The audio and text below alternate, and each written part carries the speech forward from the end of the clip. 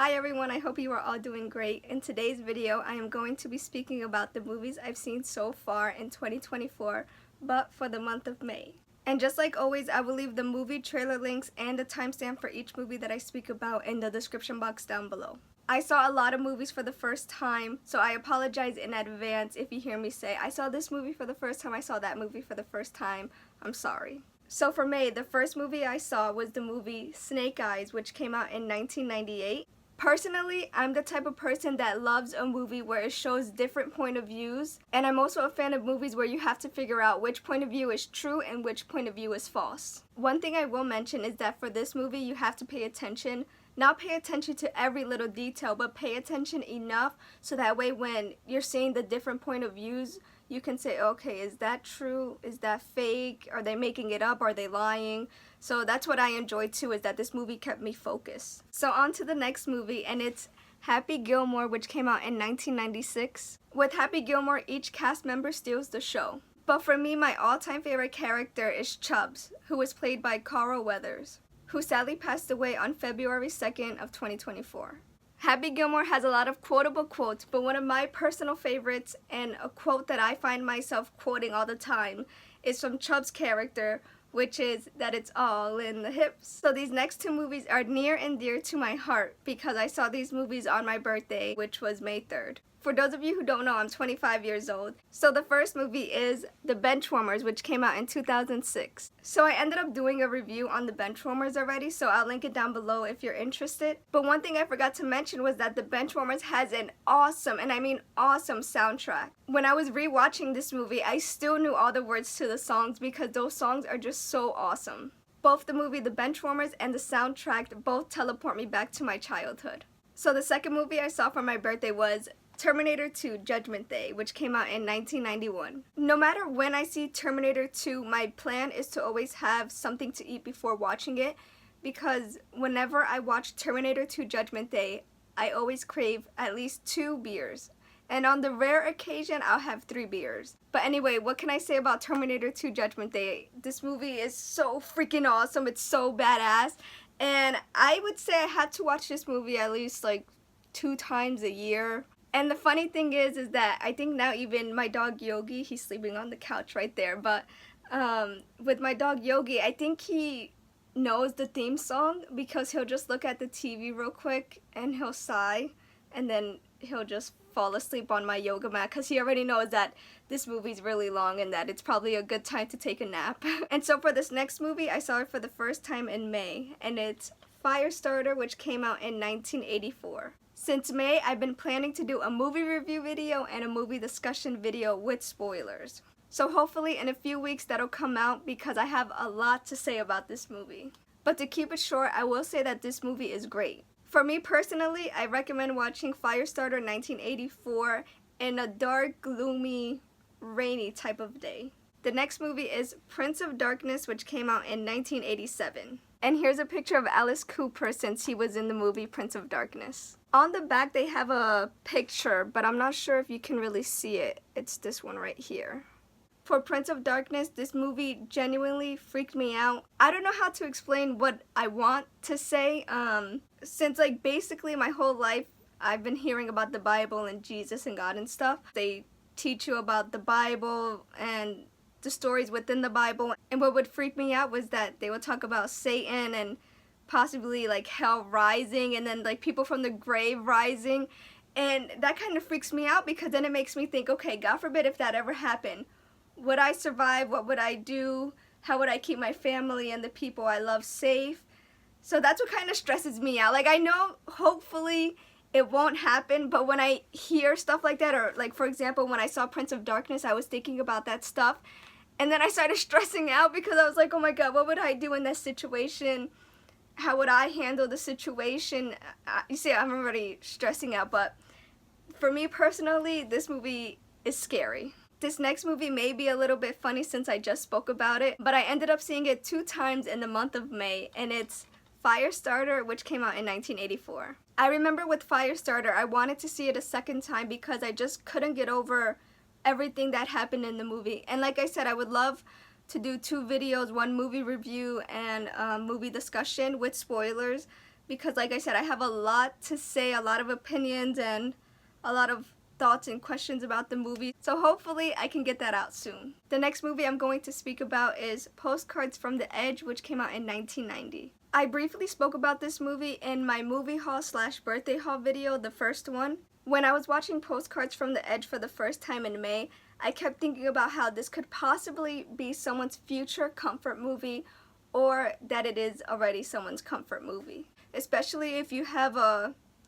very strange or hard relationship with your mother.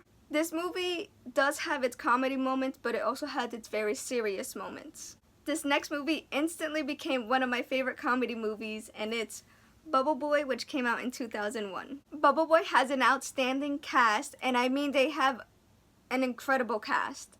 For example, Zach Galifianakis is in this movie. I don't exactly remember word for word what Zach Galifianakis said, but all I remember was, "Your weird ass son." And I remember I was not expecting him to say that, and that just freaking made me laugh out loud. There's a lot of parts and quotes in Bubble Boy that made me laugh, so I would definitely have to do a separate video for Bubble Boy. Now on to the next movie, and it's Village of the Damned, which came out in 1995. And here's a little picture from the front, and here's a little picture from the back. When I was watching Village of the Damned for the first time, I couldn't help but think that they should have added a few more scenes to it, or a few more lines where they elaborated on a few things, because I just felt like this movie was just missing a few more pieces. I don't know exactly if they had to cut it out or if they never filmed it due to money reasons, but I wish they would have just added a little bit more information for some of the scenes.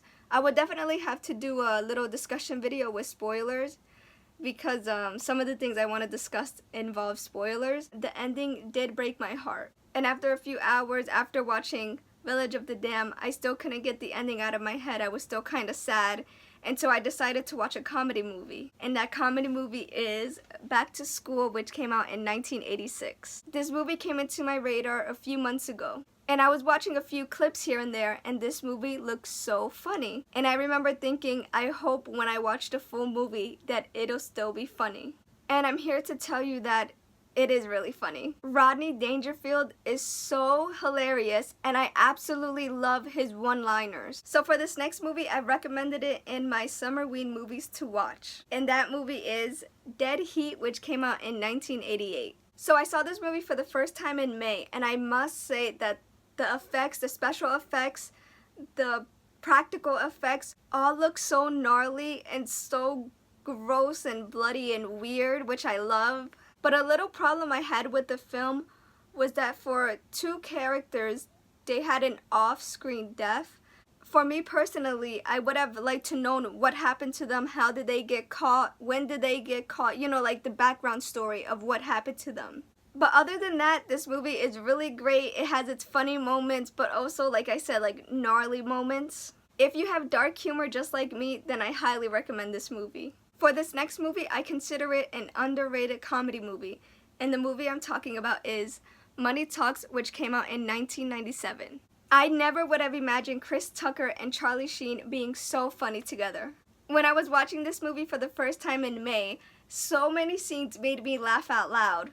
And there were also other scenes where I had to rewind it a few times because it was just so funny. So if you're looking for an underrated comedy movie, then definitely see Money Talks. So for this next one, I was hesitant to add it into this video since it's considered a TV miniseries. And the TV miniseries that I'm talking about is The Stand, which came out in 1994. The reason why I'm adding it into this video is because 1, it's a classic, and 2, each episode is over 1 hour and 20 minutes long. So for me personally, those are movies on its own. I noticed with The Stand, I have to rewatch it every 2 years. I don't know why it's every 2 years, but that's what I've noticed. My mind starts thinking about The Stand, and then I crave to rewatch it. And I'll randomly quote The Stand here and there. Like, for example, I'll randomly say MOON. That spells whatever I'm talking about. And the second one I've noticed that I've been saying a lot more recently is My Life for You. Me quoting My Life for You actually started a few weeks ago. My dog Yogi was staring at me, and I started to stare back at him. He's sleeping on the couch now.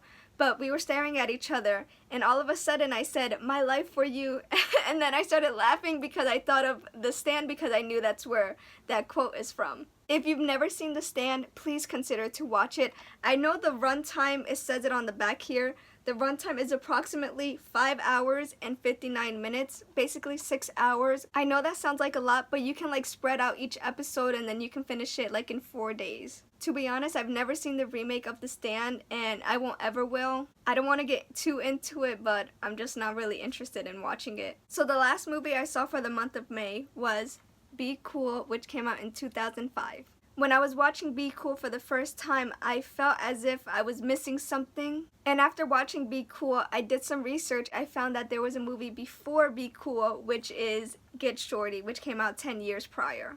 So my advice is to watch Get Shorty first and then Be Cool. Or if it doesn't bother you, if you miss like the first part or the second part, then you can watch either or. But to be honest, I haven't seen Get Shorty yet, so I don't know if I'm missing any inside jokes between these two movies, so I just wanted to put that out there just in case. I don't want anyone to miss out on anything. So that's it for today's video. I hope you all enjoyed it, and thank you so much for spending some time with me. Please don't forget to like the video, comment if you have seen any of these movies or the Stand TV miniseries from 1994. And please don't forget to subscribe to my channel, it really helps me out a lot. Once again, I would just like to say thank you, and I hope you all have a great and safe day. Bye.